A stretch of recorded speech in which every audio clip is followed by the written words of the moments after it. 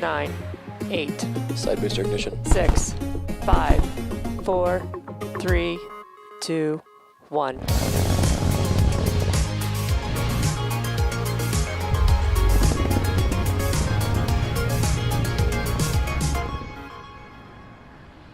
Good morning. It's Sunday, January 24th, and we're here at SpaceX's headquarters in Hawthorne, California. You're looking at a live view of Falcon 9 as it awaits its 10 a.m. Eastern Time launch from Cape Canaveral Space Force Station in Florida. My name is Andy Tran, and I'm a production supervisor here at SpaceX. Welcome to the webcast for SpaceX's Transporter-1 mission.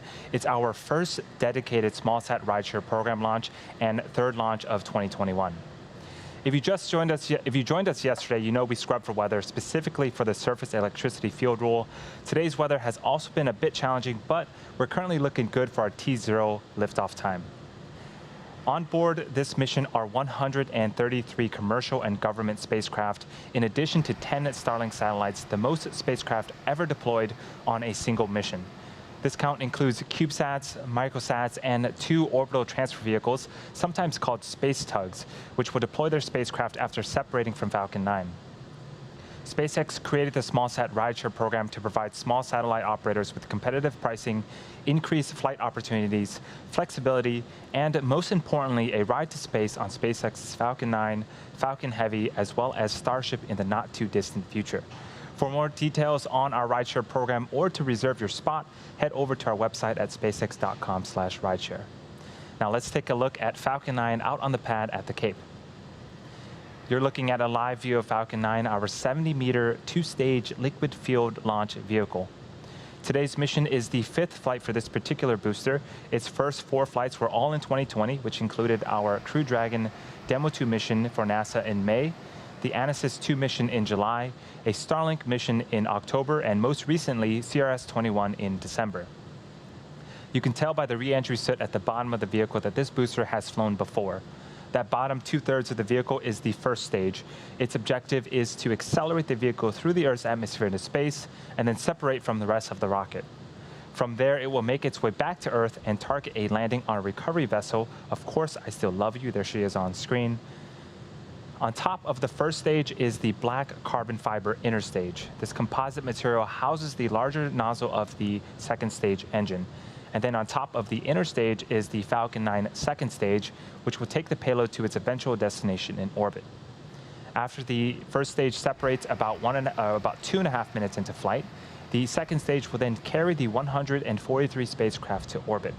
In order to get to the intended orbit today, we'll need to light our second stage twice before deploying all of our payloads. And at the top of the rocket, you'll notice a large nose cone. This is called the fairing. It's a composite structure and protects the rocket from the forces of ascent and also houses our payloads.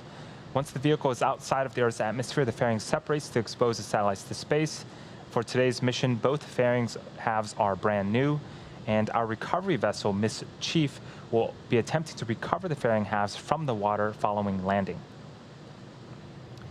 And finally, the large truss structure next to Falcon 9 is called the Transporter Erector. We also refer to it as the TE. Its job is to roll Falcon 9 out to the launch pad, raise it to a vertical launch position, and also route power, fluids, and communication to the rocket and satellite. It will retract away from the rocket slightly around the T-minus 4.5 minute mark, providing clearance for Falcon 9 to lift off.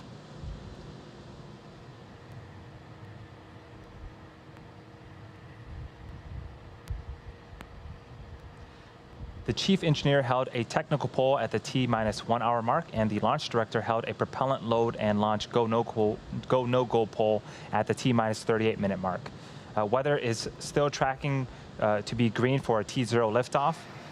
Falcon 9 has been loading propellants since the T-minus 35 minute mark.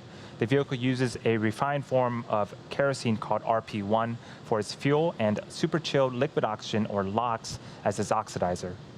Currently, RP1 is fully loaded on the second stage and nearly fully loaded on the first stage. Liquid oxygen is currently loading and currently underway on both stages. As for helium, it began loading before the webcast went live and will continue to top off until about 1.5 minutes before launch. We use helium as a pressurant as the propellants are pulled out by the engine pumps. In about a minute, around T-minus 7 minutes, Engine chilling will begin. This is where we allow a small amount of super chilled liquid oxygen to flow into the Merlin engine turbo pumps prior to the full flow of LOX to avoid any thermal shocks to the system. Checkouts of the second stage thrust vector control actuators will also be underway. This is known as the engine wiggle test. We move the thrust chamber slightly to make sure that the guidance hardware is a go for flight. The first stage actually does the same test, but it happens just seconds before ignition.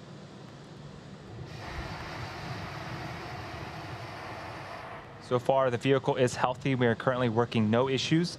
The range is standing by and currently green for launch. And again, weather is a tracking item, but right now we are green for T0 liftoff time.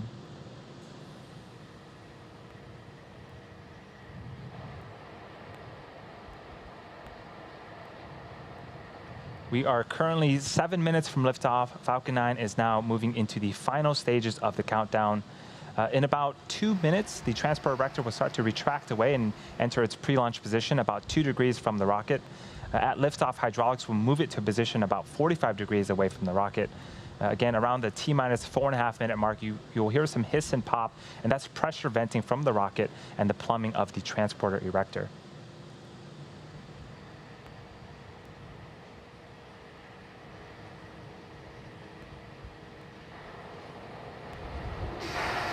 The vehicle remains in good health. We're continuing to load propellant on both the first and second stages. You can see that we've had some gaseous oxygen venting from Falcon 9.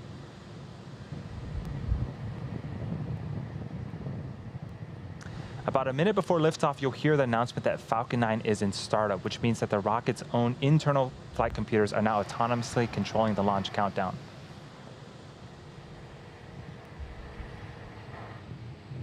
The payload inside the fairing halves continue to be healthy.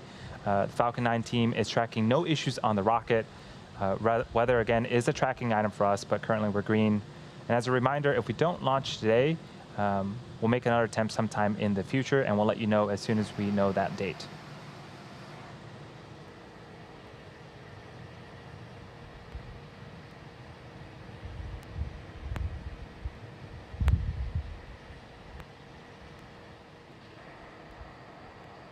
And as I mentioned earlier, today's launch is the first of SpaceX's dedicated smallsat rideshare program, which provides small satellite operators with competitive pricing and increased flight opportunities on board the world's most advanced and proven launch vehicles.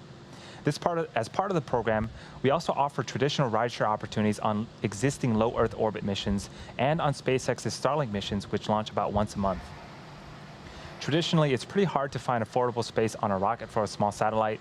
Our rideshare program groups small sats together, making it easier to purchase a less expensive ticket to orbit on a predictable schedule.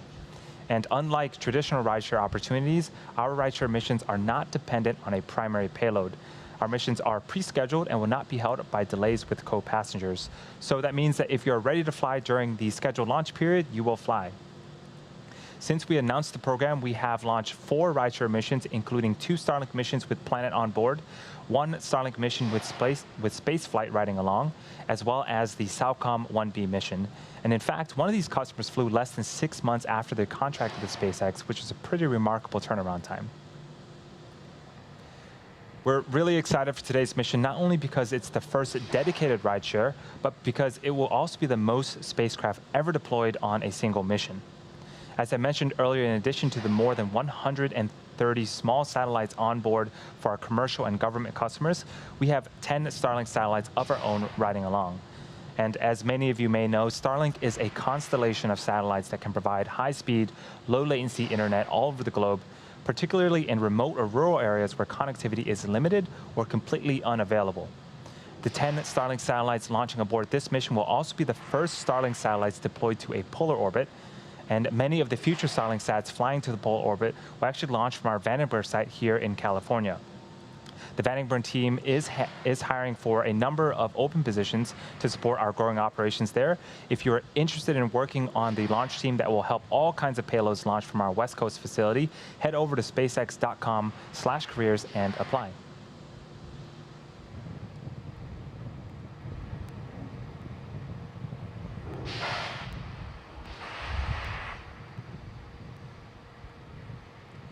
We are about 3 minutes from liftoff. Falcon 9 is moving into the final stages of the countdown. The payload and vehicle remain healthy, and we're still currently tracking weather to be green for a T0 liftoff at 10 a.m. Eastern.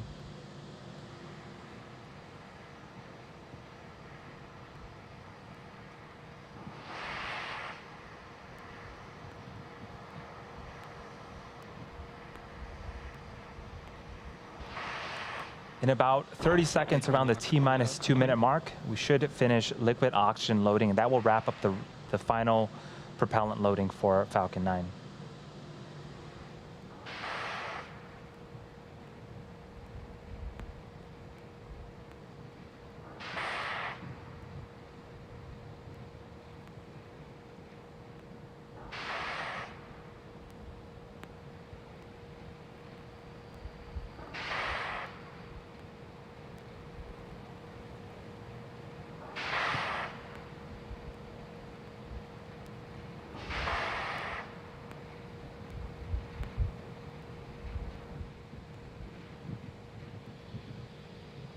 For those just joining us, this is the Transporter-1 mission for SpaceX, the third launch of 2021, and the first dedicated small-sat rideshare mission for SpaceX.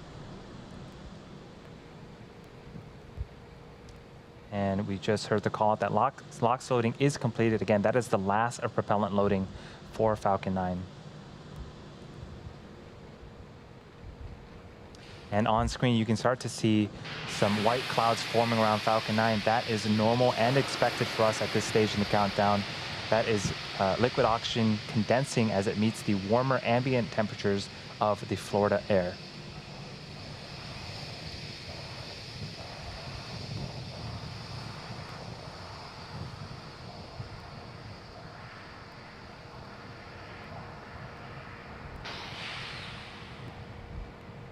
Falcon 9's in startup.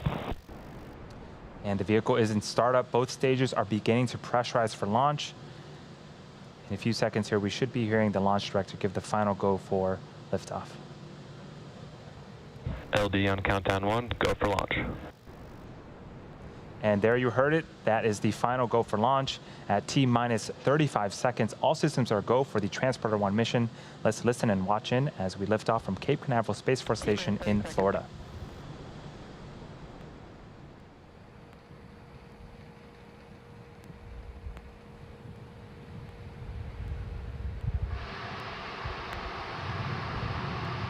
T-minus 15 seconds. 10, 9, 8, 7, 6, 5, 4, 3, 2, 1, 0. Ignition and liftoff.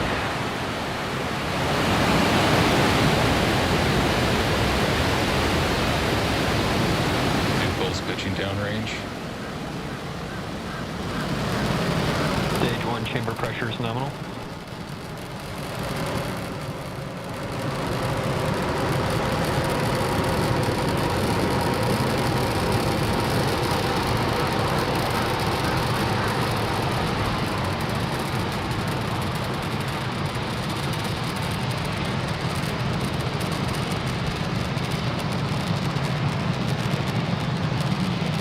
We are T-plus 43 seconds into flight. Falcon 9 has cleared the tower and is currently throttling down to prepare for max Q at around the T-plus 1 minute and 12 second mark.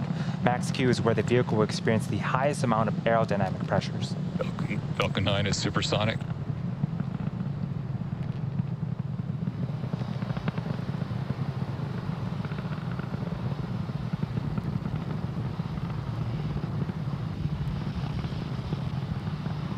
Max Q. And we've just passed max Q. That is a really cool tracking shot of Falcon 9. All is looking good with the stage 1 trajectory. In about a minute, we have 3 events coming up in quick succession. First up is main engine cutoff. That's where the 9 engines on the first stage will shut off, followed by stage separation, where the first and second stages will separate from one another. Shortly after that, we'll have second engine start 1. The Merlin vacuum engine on the second stage will ignite its engine and continue its journey into orbit. MVAC engine chill has begun.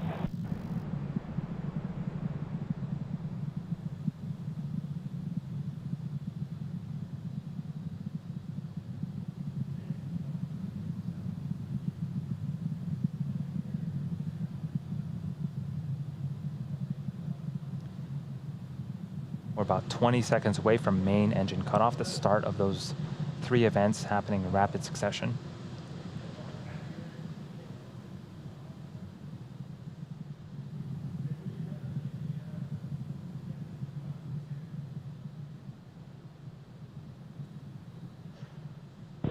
Main engine cutoff.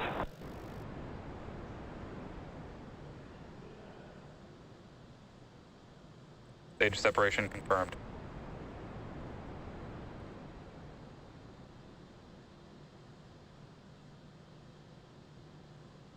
Coming up in a few seconds, we should have the fairing deploy. MVAC ignition. Bearing separation confirmed. And there you can see the 2 fairing halves have separated and fallen away from the vehicle, exposing the 143 spacecraft to the vacuum of space. And as a reminder, our recovery vessel, Miss Chief, will be attempting to recover the fairing halves today from the water.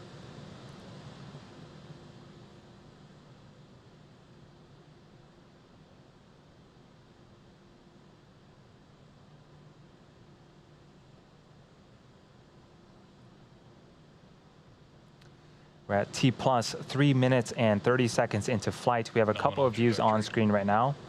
On the right-hand side is a view of the second stage, specifically the MVAC engine. It's currently in the first of its 2 MVAC burns.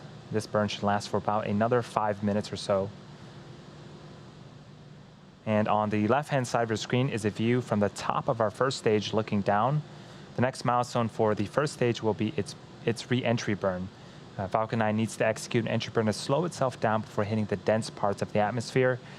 Without this burn, relying on the atmosphere alone to slow Falcon 9 down will put unnecessary strain on the rocket. And that entry burn is coming up at around the T plus 7 minute and 47 minute mark, just a few minutes from now.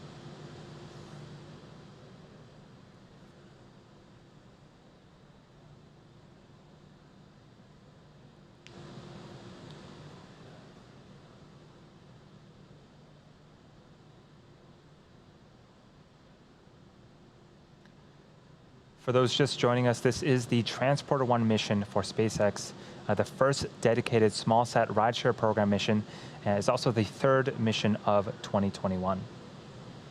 We're just waiting on the next major event for this mission, which is the first stage entry burn. That's going to be happening around the T plus 7 minute and 47 mark.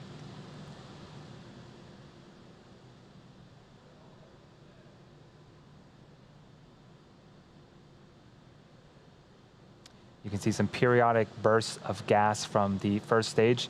That is nitrogen from our attitude control systems. They help to orient the first stage as it continues to make its descent back towards Earth.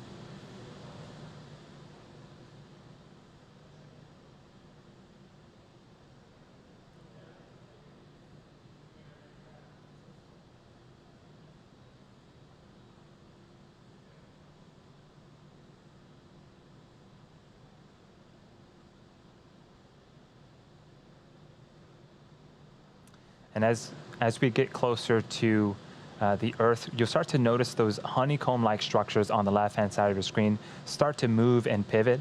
Those are our hypersonic grid fins, and those help to steer the first stage back as it returns back to Earth.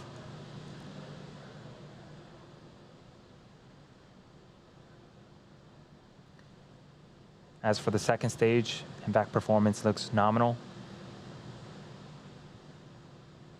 Just a few seconds after we finish the stage 1 entry burn, we'll be shutting off the second stage Merlin vacuum engine and enter a small coast phase. Again, we'll need to relight this engine later on in the mission to get to our eventual destination in orbit.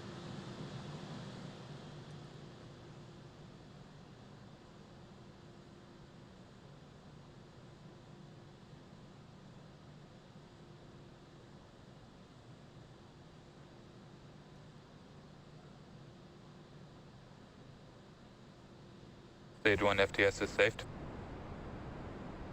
We are about 45 seconds away from that stage 1 entry burn. For the entry burn, it is a 3-engine burn, so 3 of the 9 Merlin engines on the first stage will relight and start to slow the stage down before it hits the denser parts of the Earth's atmosphere.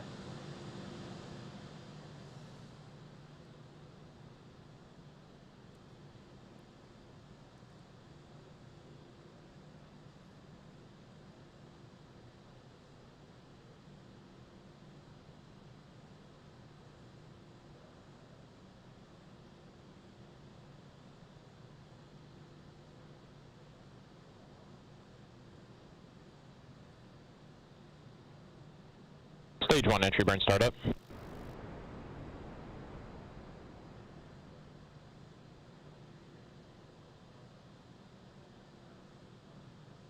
And there's the entry burn. 3 of the 9 Merlin engines have relit. This burn is expected to last for about 30 seconds.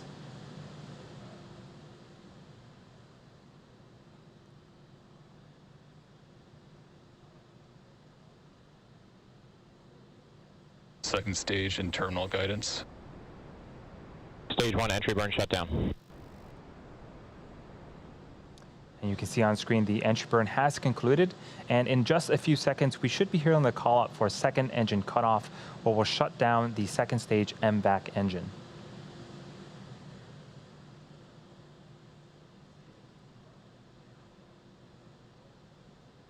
FTS is safed.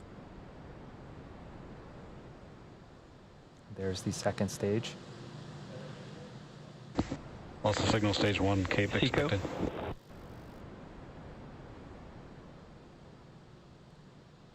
The second stage has shut down its engine.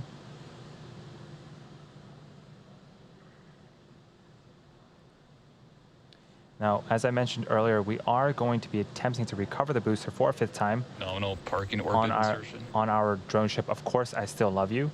The first stage has one more burn left, the landing burn, and it begins just before we touch down and provides the booster with a soft descent before we land. That should be starting up anytime now. And we did get confirmation of the second stage that it did reach a good parking orbit.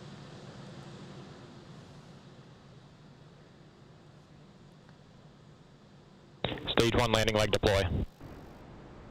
LOS stage 2 Cape Canaveral expected.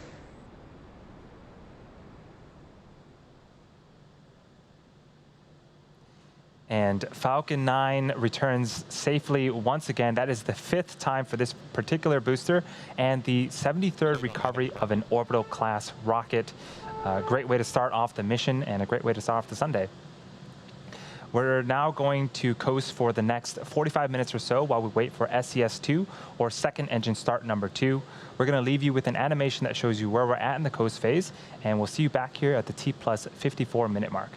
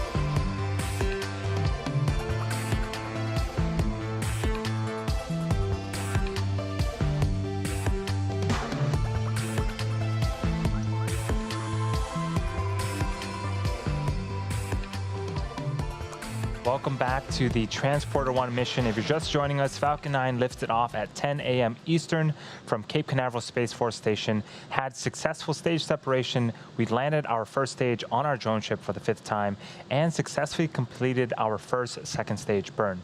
On screen right now is a view of the second stage MVAC engine. We are waiting to relight that engine for the second and final burn.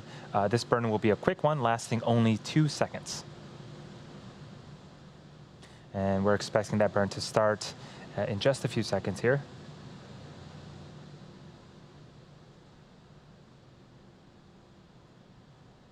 And if we don't have footage of it, we should be able to get confirmation over the nets.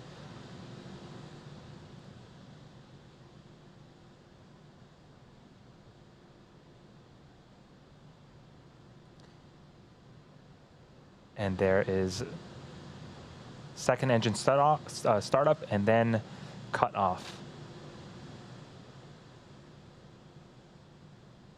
Now we're waiting for confirmation of a good orbit on that second stage. Nominal payload orbit insertion.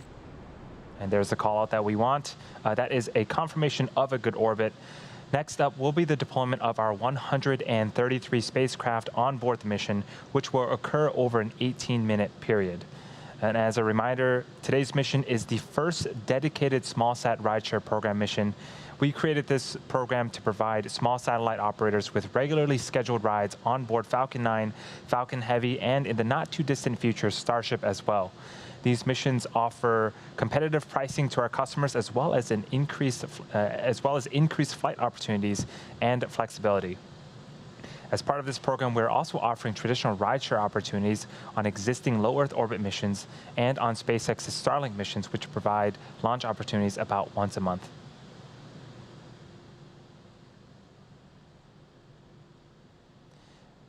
The first of those deployments should be happening around the T+ 58-minute and 30-second mark. There's a view of the Transporter-1 payload containing all 143 spacecraft.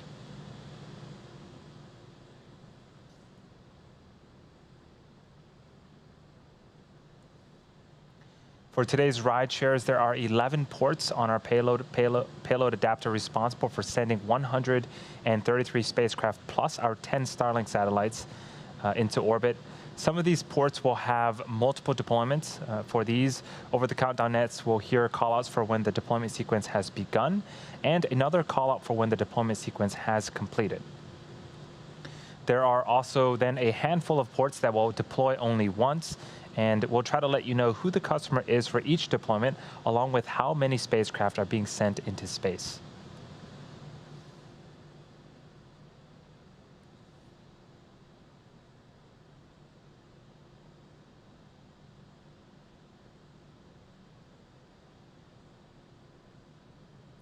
We're just over a minute away from the first set of deployments.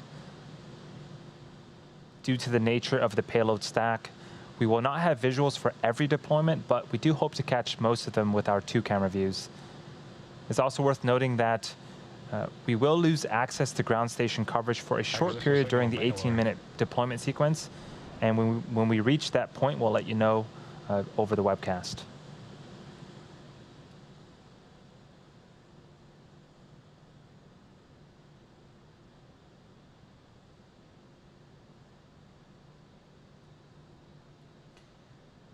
First up, the deployment sequences for port C4 and C1 will be initiated at the T+ 58-minute and 30-second mark. On port C4, there are 36 Planet SuperDoves, and then there are 17 spacecraft aboard Kepler's port on port C1.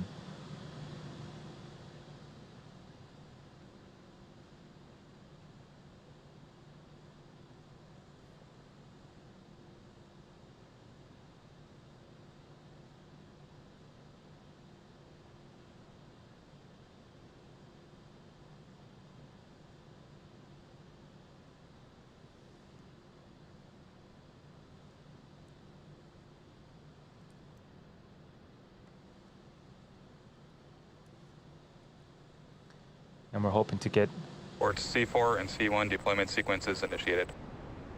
those call-outs. The deployment sequence has started for 36 of Planet's SuperDoves on port C4, as well as the 17 spacecraft aboard Kepler's port on C1. We're expecting these deployments to conclude about 11 minutes from now. In just a few seconds, we should be starting up the deployment for our customer Maverick, which contains 3 CubeSats for NASA's Small Spacecraft Technology Program's VR-3X mission. It's going to be deploying from the aft end fuel dome, which essentially is a small platform mounted on the back end of the second stage fuel dome, right above the MVAC engine. Aft end payload deployed. And there you heard the callouts. 3 CubeSats aboard Maverick's Mercury dispenser have deployed. These are for NASA's Small Spacecraft Technologies Program VR-3X mission. The next callout will be to start deployment sequence for our customer nanoracks around the T+ 1 hour and 8 minute mark. And while we wait for this deployment sequence to begin, we're going to leave you with views of the deployments for Planet and Kepler. And we'll see you back here at the T+ 1 hour and 7 minute mark.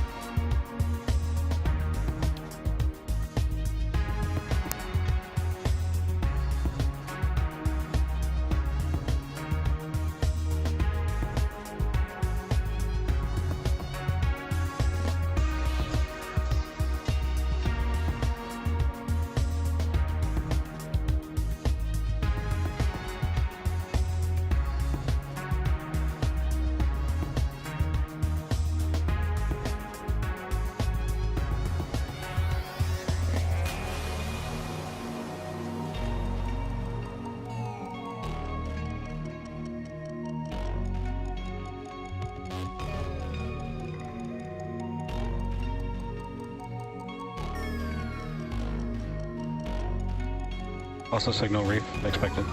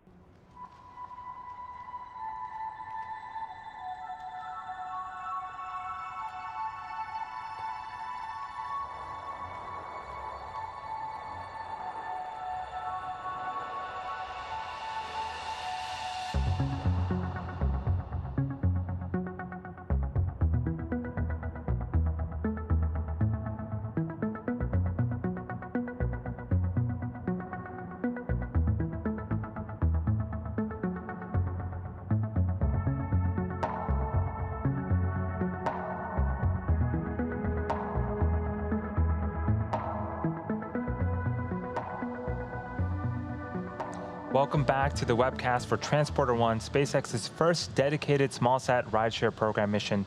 On board this mission are 143 spacecraft, the most spacecraft ever deployed on a single mission. If you're just joining us, Falcon 9 had an on-time liftoff at 10 a.m. Eastern from Cape Canaveral Space Force Station. It followed a nominal trajectory after liftoff. The first stage landed for the 5th time on our drone ship, Of Course I Still Love You, and our second stage had 2 successful engine burns. So far, the deployment sequence has begun for 36 of Planet's CubeSats, as well as the 17 spacecraft aboard Kepler's port. If you're looking closely at the left half of your screen, you should see them in the background being deployed from the payload. We're expecting those to be completed around the T+1 hour and 9-minute mark. We've also deployed 3 CubeSats for our customer Maverick. We're now waiting to hear that the deployment sequence has started from port C3 for the 9 spacecraft for NanoRac's EAR-1 mission.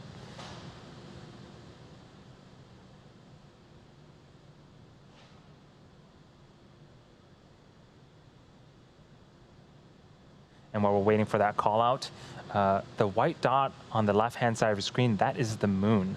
It's pretty cool shots of the moon there.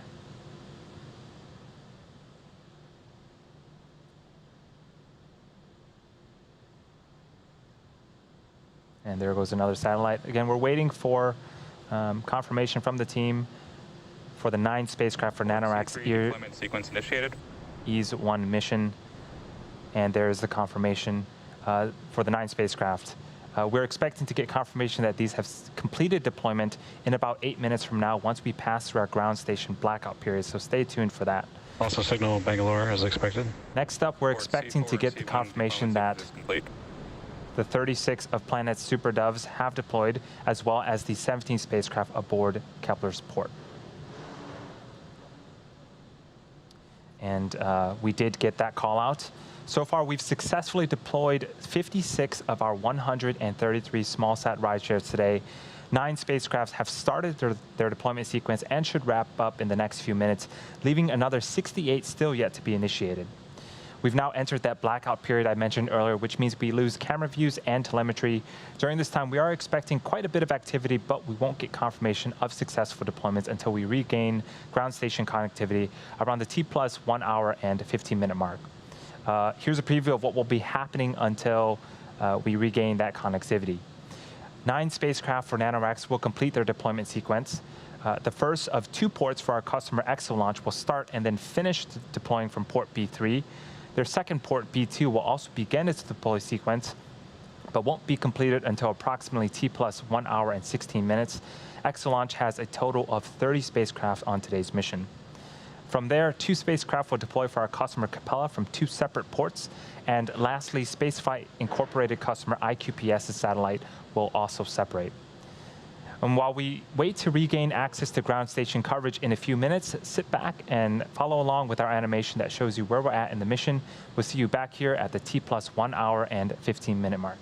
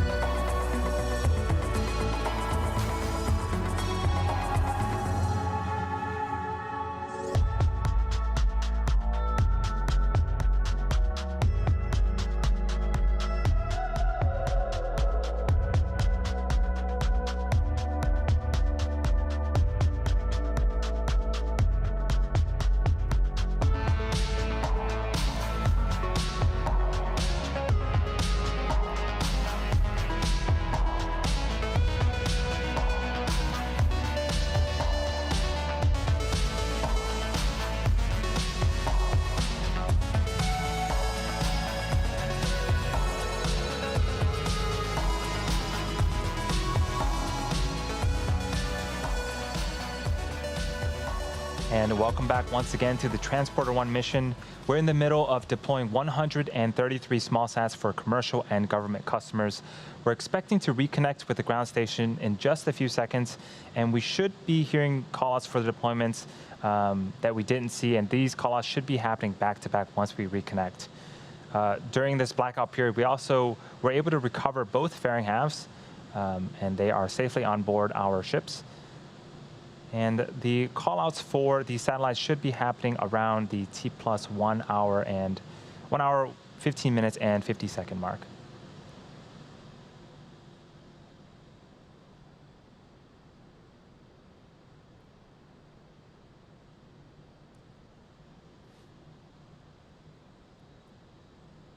Acquisition signal, Cordova.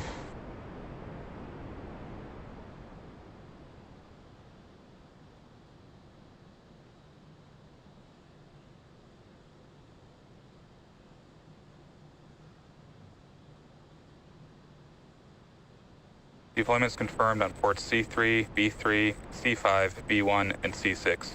Port B2 deployment sequence initiated and confirmed. So we did get some confirmations. We should have some more callouts happening in just a few seconds here, and I'll summarize once all of the callouts are done.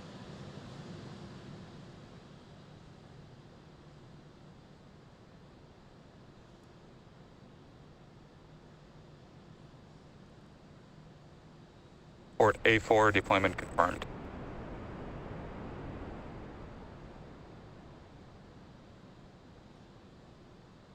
Port A2 deployment confirmed.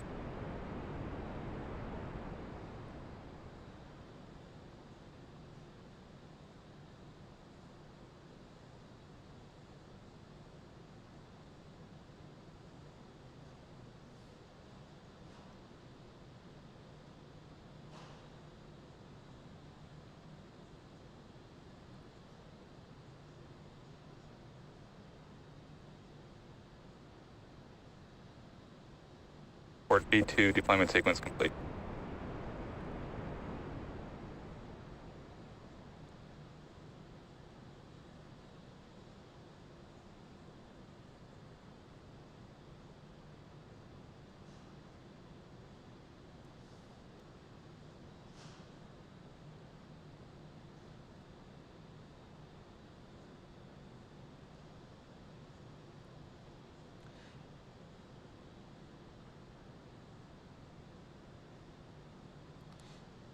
It sounds like we've gotten all the callouts. I'm going to go ahead and recap all of the different ports. So from port C3, the NanoRacks Ease 1 mission's 9 payloads have deployed. From port B3 and B2, the ExoPort 1 spacecraft deployed with 2 ICE-Eye radar imaging satellites aboard, and ExoPort 2 with 28 spacecraft from the DLR ICE-Eye Nano Avionics Swarm and TU Dresden began its deployment. From port C5 and C6, deployed 1 small sat each for our customer Capella. From port B1, the Spaceflight Incorporated customer's IQPS satellite has also deployed. And from port A4, SpaceX Spaceflight Incorporated's Sherpa FX-1 spacecraft has deployed with its 13 spacecraft on board. From port B2, the final small sats for EXO launch have now deployed, making for a total of 30 on today's mission. And from port A2, D-Orbit's Pulse mission with its 20 spacecraft on board has also deployed. And that will conclude the rideshare portion of the mission. With these deployments behind us, we are now going to enter another short coast phase before deploying our 10 Starlink satellites. So sit tight, enjoy the music, and we'll be back at the T+1 hour and 30-minute mark. We'll see you then.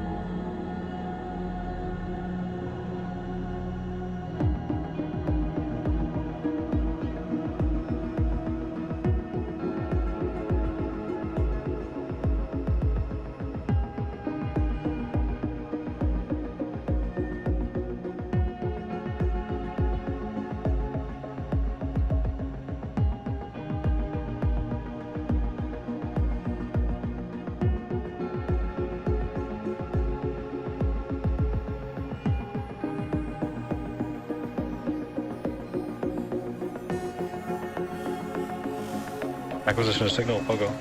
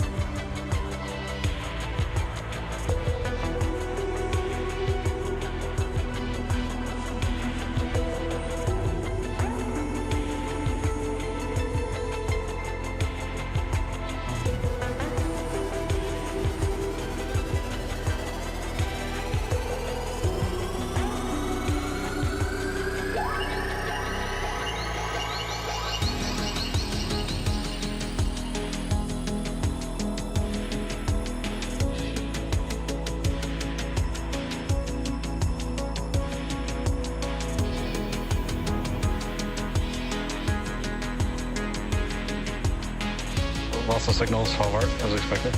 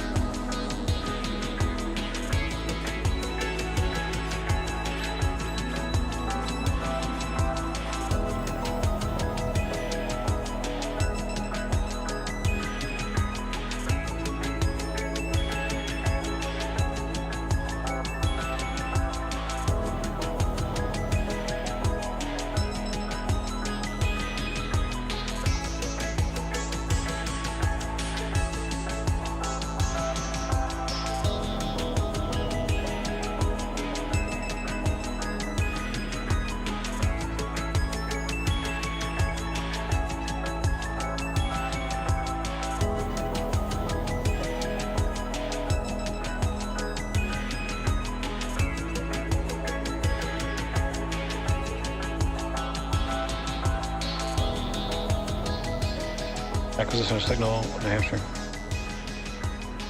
Welcome back to the webcast for SpaceX's Transporter-1 mission. If you're just joining us, we are close to the end of today's mission, which launched this morning from Cape Canaveral Space Force Station in Florida at 10 a.m. Eastern. We then had 2 successful ignitions and shutdown of the second stage Merlin vacuum engine, then successful deployment of our 133 spacecraft for our commercial and government customers.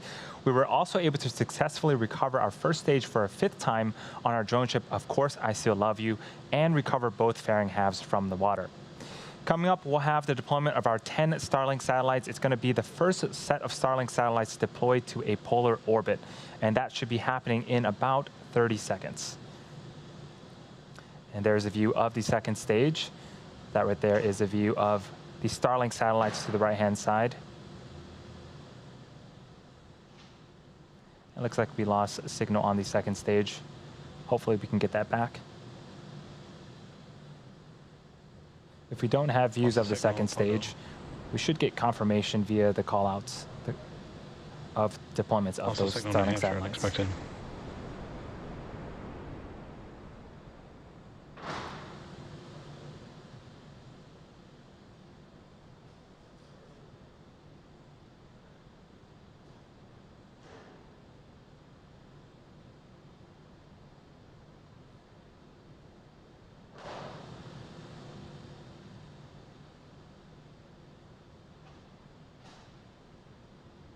Partial data back from New Hampshire.